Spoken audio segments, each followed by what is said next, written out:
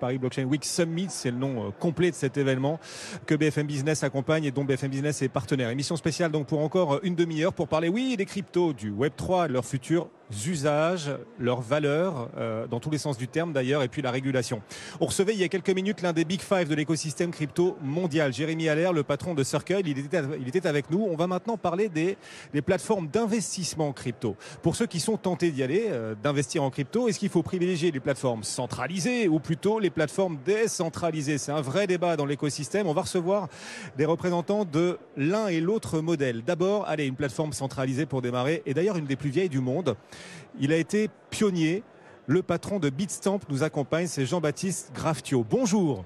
Bonjour. Et bienvenue sur le plateau de BFM Business et BFM Crypto. À mes côtés, pour vous interroger également, l'un des meilleurs journalistes crypto français, Valentin Demey, journaliste pour Cryptos. Bonjour Valentin. Bonjour Guillaume. Bonjour. Et ravi également que vous nous accompagniez sur cet événement, Valentin.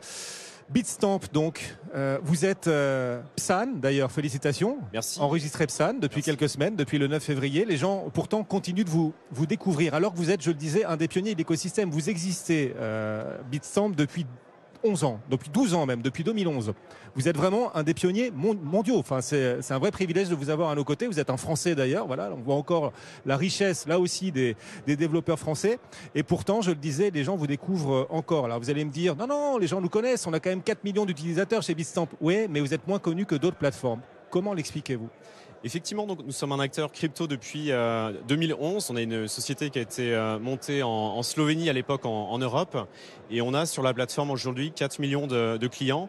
La plupart de nos clients en fait, sont aux États-Unis et également en Angleterre. Et pour le marché français, on a aujourd'hui 125 000 clients sur le marché français. Et effectivement, le fait d'avoir obtenu le PSAN le mois dernier va nous permettre d'accélérer nos activités commerciales et marketing et de pouvoir évidemment pénétrer davantage le marché français. Vous n'aviez pas assez investi les premières années dans le marketing, c'est ce qui peut-être vous différencie de certains autres acteurs qui ont réussi à se faire un peu plus vite connaître? Alors effectivement, il y a deux aspects. Le premier, c'est qu'on attendait le PSAN pour pouvoir évidemment activer nos activités commerciales et marketing. Et nous avons prioritisé et privilégié d'autres pays, effectivement, avant la France. On a un portefeuille de 51 licences aujourd'hui dans le monde, notamment aux États-Unis, en Italie, en Espagne, aux Pays-Bas. Et ce sont des pays dans lesquels on a prioritisé nos activités marketing et donc pénétrer davantage ces marchés-là. Et l'obtention du PSAN va nous permettre justement de pouvoir pénétrer le marché français. Mais il y a déjà 60 acteurs enregistrés PSAN en France. Qu'est-ce qui vous différencie, vous, Bitstamp, des autres ? Alors pour Bitstamp, en fait, nous sommes sur deux segments de marché. Le premier qui est le marché institutionnel, où on offre un accès à la crypto à des banques, des établissements de paiement, des asset managers. Donc on a aujourd'hui plus de 3500 clients institutionnels sur Bitstamp. Et on offre également un accès à 4 millions de clients plutôt retail. Et ce qui nous différencie certainement par rapport aux 60 sociétés qui sont enregistrées en France, c'est qu'on offre un service en marque blanche qui permet à une banque, qui permet à un établissement de paiement d'intégrer nos solutions et d'offrir en fait un accès à la crypto à leurs clients finaux. Et donc aujourd'hui, on a plus de 20 opérateurs bancaires et de paiement comme Revolut ou eToro, Swissquote qui ont intégré nos solutions technologiques et qui permettent en fait d'offrir un accès à la crypto aux clients de Revolut, en plus de faire du paiement, mais d'acheter également de la crypto. Effectivement, c'est tout l'enjeu, puisqu'il y a beaucoup de sociétés qui voulaient être PSAN et c'est obligatoire pour pouvoir facilement opérer sur le territoire français et s'adresser évidemment à nos concitoyens français.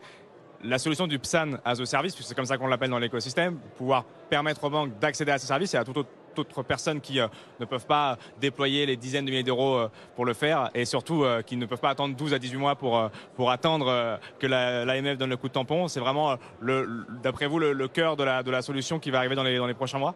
Alors effectivement, en Europe aujourd'hui, on observe une transition réglementaire. Chaque pays a son approche au niveau du PSAN. Et nous, comme opérateurs de crypto, on est obligé d'aller dans chaque pays pour pouvoir récupérer cet enregistrement.